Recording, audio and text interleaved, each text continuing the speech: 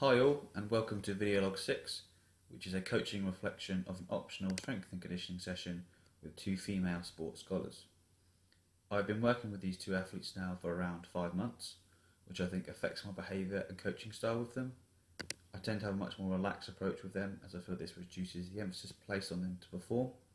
It also encourages them to attend consistently, which in effect will allow improvements in not just performance, but the coach-athlete relationship, and encourage them buy-in into the programme and the philosophy of strength and conditioning, especially in the youth perspective.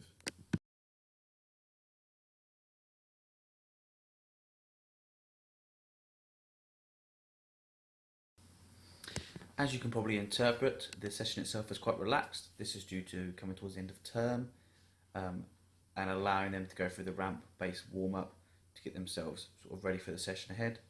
Warm-up itself includes various exercises for activation of key muscle groups, mobilisation of key areas and joints, followed by some potentiation exercises and just some general sort of CNS stimulating exercises like A skips and B skips and pogo hopping.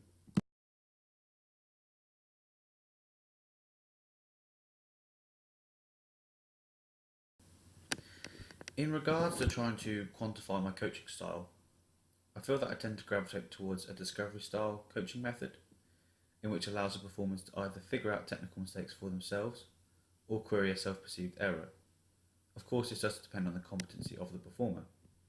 One such example in this clip happens to be the performer on the left, whereby she underpulls one of her mid-set power snatches.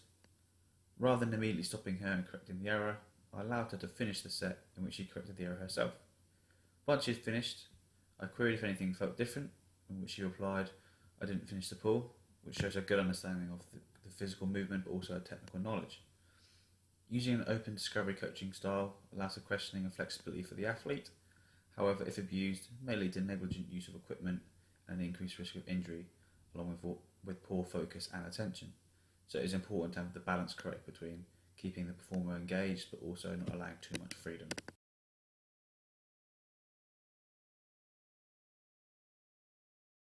One behaviour or habit I feel needs rectifying is portraying myself as being too relaxed, especially during the session.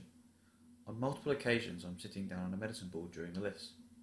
This is because I'd like the girls to be concentrating on themselves and not being distracted by others walking around them. However, towards the end of each set, intersessional feedback and positive reinforcement is needed to motivate the performers and allow them to discuss any queries with me, which may go unanswered if I do not approach them. Once again, it is important to get the balance right in regards to perceived focus. Too much and you may come across as too critical and overwhelming, however too little and the key points and technical errors of lifts may start to occur.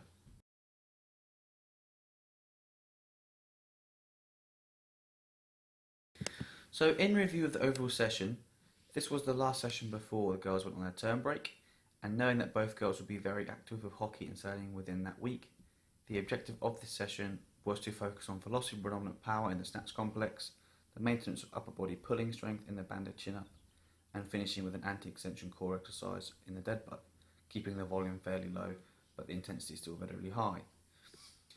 Both girls had an exam-filled week, so I knew that their focus may have been inherently lower, so I'd asked if they wished to do something more fun, but they insisted on finishing with a structured session.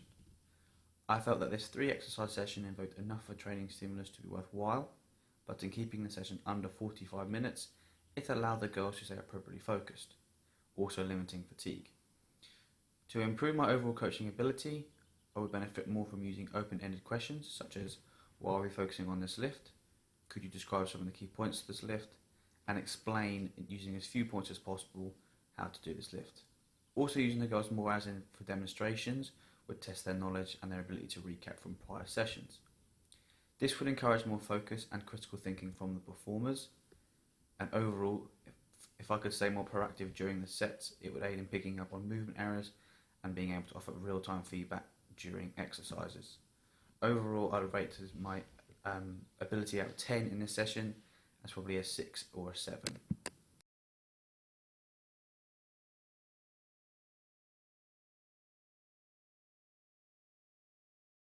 So thanks again for watching video log 6. If you have any questions or any feedback for me, chuck up on the forum, pop me an email, and thank you very much.